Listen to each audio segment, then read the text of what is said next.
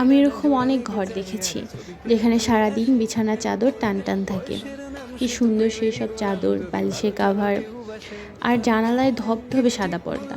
কুশি কাটায় বোনা টেবিল ম্যাটগুলো দেখে মনে হতো ফুটে থাকা জুঁই ফুল। ঘরের আনাচে কানাচে পর্যন্ত ঝকঝকে তকতকে, কোথাও ময়লা নেই।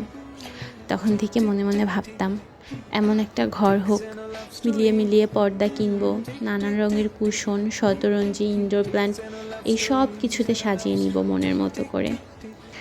জানেন, আবার এমন ঘরও দেখেছি যেসব ঘরে সারা বছর তাজা ফুল থাকলেও ফুলের সুবাস নেই। ঝকঝকে স্বচ্ছ কাচের গ্লাস ডাইনিং টেবিলে থাকলেও সম্পর্কে নেই কোনো স্বচ্ছতা।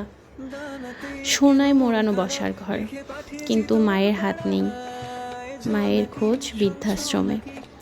লাখ টাকায় ডিভান থাকলেও হাত পা মেলে আড্ডা দেওয়ার মতো বন্ধু নেই। বয়স বাড়ার সাথে সাথে এই জিনিসগুলো স্পষ্ট হতে থাকে চোখের সামনে।